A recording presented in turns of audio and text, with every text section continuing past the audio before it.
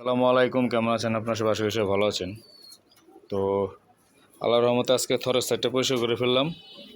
তো এই দেখতে পাচ্ছেন, তো থরগুলো আস্তে আস্তে খালি হয়ে যাইতেছে।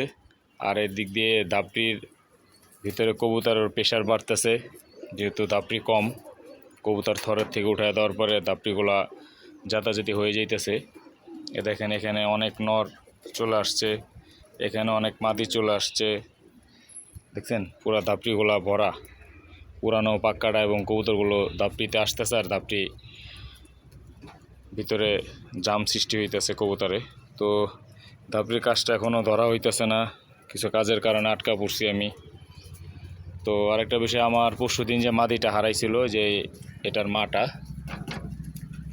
মাটা যে হারাইছিল, কালকে আমি ওরে দেখছি, কিন্তু আমার বাসায় সে নামতে পারতেছে না, যেহেতু সে ফলোরিং করে নাই কোনো সময়। পাক্কাটা কবুতর ছিল, তো আশেপাশে সে ঘুরতেছে, কিন্তু আজকে আবার দেখতেছি না।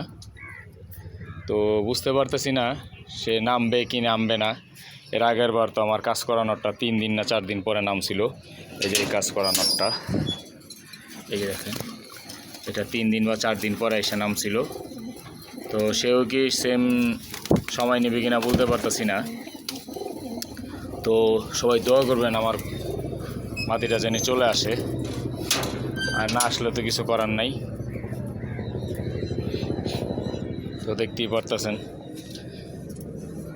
প্রত্যেক দিনই কম বেশি ছাদ পরিষ্কার করতে হইতেছে। তো আরেকটা বিষয় আপনাদের আমি দেখাই, যেখানে বাঘের বয়সে এনে রাত পয় একটা কথা আছে। তো দেখেন, আমি এই জায়গাটা আমি আজকে সকালে আসি, আইসা দেখি বিলাই ডাকতেছে। কী ব্যাপার, বিলের বাচ্চা ডাকতেছে। তো এই যে দেখেন, বিলে এখানে বাচ্চা দিছে, কি একটা অবস্থা দেখেন, দেখছেন?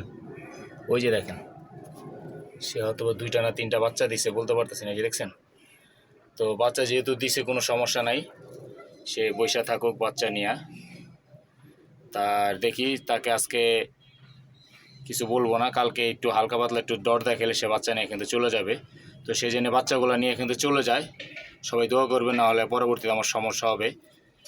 যেহেতু ছাদে কবুতর আছে, সে কবুতরগুলো হয়তো বা ডর দেখাইতে পারে বা কবুতর খাওয়ার চেষ্টা করতে পারে।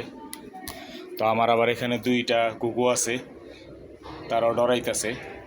2 দিন ধরে ফালাফালি করতেছে, আমি বুঝতে পারিনি। আজকে সকালে সে যখন বাচ্চাটা ডাকছে, তখন আমি বুঝতে পারছি।